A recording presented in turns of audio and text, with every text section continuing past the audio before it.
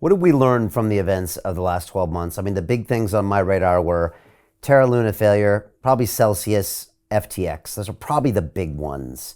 What did we learn and what were the ramifications? I guess, yeah, what would you say were the lessons and the magnitudes of those things?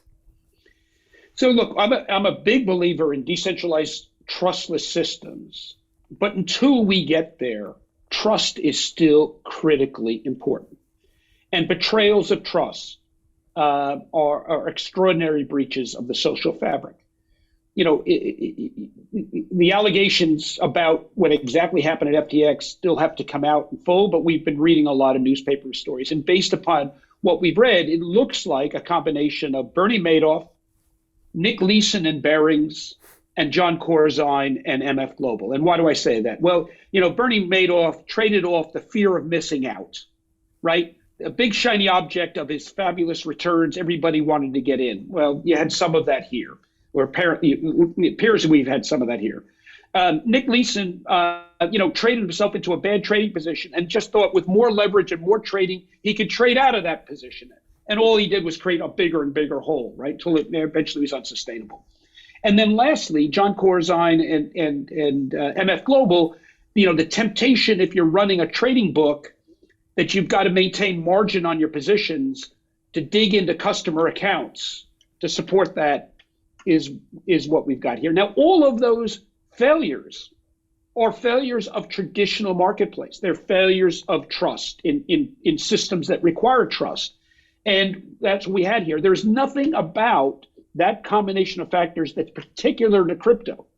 There's nothing about that combination of factors that's an indictment of internet-based digital asset systems. And yet it will be used, it is being used by those who have agendas, whether their agenda is, I told you so, crypto is wicked and bad, or whether it is, you know, I'm in favor of this regulatory agency or that regulatory agency having power. It will be used just as the failure of pets.com. You can find headlines in the New York Post and others saying, you know, that's it for online e-commerce. E-commerce is dead with the fall of crypto. Well, that wasn't the case at all. You'll see in the short term a lot of silly narratives that people are going to be embarrassed by 3 or 4 years from now. But look, that's the nature of human society. People will use this, but it's not an indictment of the underlying technology or the promise of it. Yeah, well, I want to talk about some of the fallout and what we might expect from a regulation perspective. Funny enough, Chris, I had Nick Leeson right here in this room a few years ago. And, you know, for a guy that worked on Wall Street in the city of London for many years, having him here was pretty epic because, you know, we all remember, although the young kids don't remember. And when I mentioned this guy lost $1 billion, people are like, that's it. But I said, back when $1 billion was a lot of money, this guy took it out and almost took out the Bank of England because he took one error trade basically and wouldn't cut his losses. And I use this example to my students all the time, and then tried to trade out of it and brought down a bank that the Queen used for hundreds of years, right? It was one of the great names in finance, right? Yeah. A trusted name. There was a name, you know, that you had trust in. And it's amazing how hard it is to build trust and how quickly it can be dissipated. You know, I had Anthony Scaramucci on a couple weeks ago, and, you know, he had sold 30% of Skybridge to Sam. And, you know, he was out in the Middle East introducing Sam to investors out there. And he said one thing, which you just reminded me of. He said, Brian, you know, when the Luna thing happened, they obviously were taking heavy losses there. And he said what they could have maybe done is said, look, Alameda's busted. I'm going to wrap this thing up. We're going to take our hits. But Mooch was like, look, the FTX was a thriving, potentially global marketplace for crypto. It had everything going for it.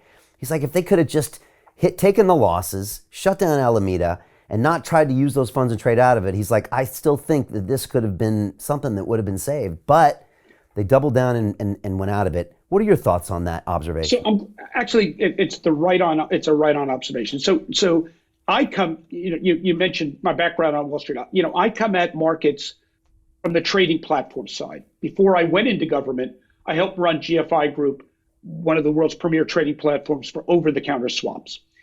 It is a adage in markets that's as old as time that trading platform operators must be neutral to parties on the trade floor. There's a reason why the New York Stock Exchange doesn't run a hedge fund.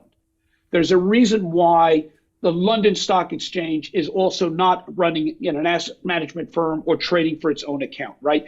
At GFI Group, we never, traded money on or put money to work on our own exchange. These things do not go together. And most modern regulation, including the regulation that I oversaw as chairman of the CFTC, separates trading platforms from trading houses, right? They are separate animals. They must be kept separate. And why is that? Because the temptation is too great if you're running a book to maybe dig into the accounts of people trading on your platform to advantage yourself or help yourself out, especially if you get yourself into trouble.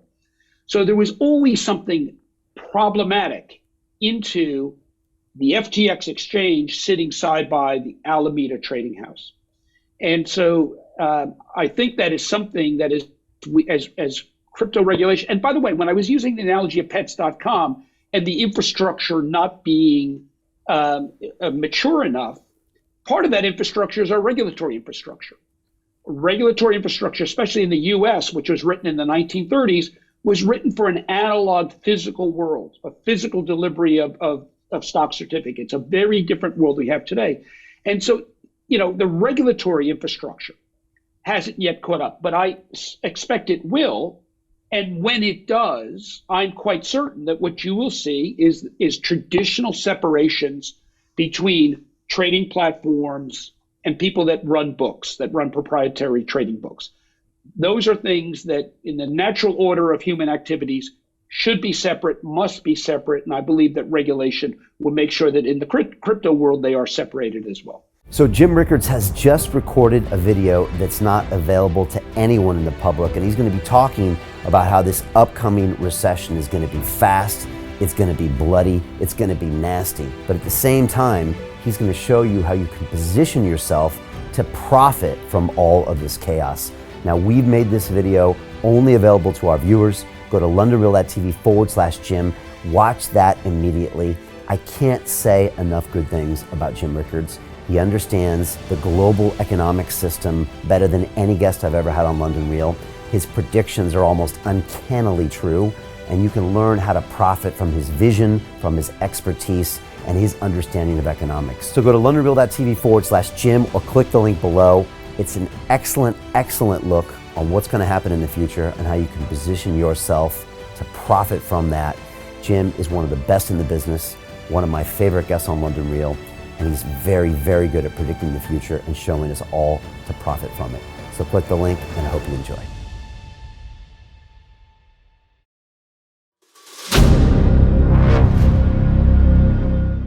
I'm looking for partners, collaborators, colleagues who want to join forces with me around the globe and create real value, generational wealth, and financial freedom for everyone else around the world. Get involved in the cryptocurrency markets, get involved in the NFT markets. This is your moment. Life all comes down to a few moments. Don't let this pass. Now it's not too late. Next year's going to be too late. Ultimately, this is about freedom. That's the way I see it. This is about giving power back to the people and enabling billions of people worldwide to use the financial markets to improve their lives and those of their friends and their families and their communities. Honestly, I think it's a violation of human rights not to allow people basic access to financial services. Because right now people are being kept in the dark, they're being robbed of education, and it's a travesty. And so I'm looking for people that want to join me and be a part of this solution. And that all happens inside the DeFi Academy. The gains my students are making are absolutely amazing. Double, triple digit gains in the first month alone. That's amazing. This will change your life. Now is the time to get involved. I'm going to tell you exactly how my students in my academy made money in the last 30 days. I'm talking about real trading results.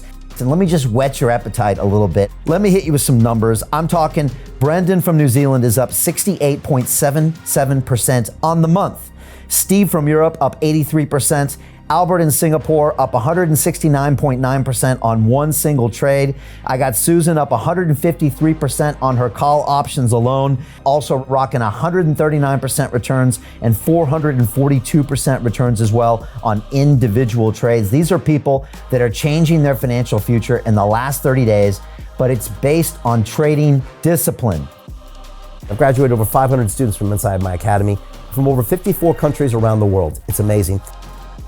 When it comes to crypto, DeFi, and blockchain, we love this space. We truly believe it's the future. This is down to our core. It's authentic to what we're doing, and everybody can tell through the camera because you can't make this stuff up.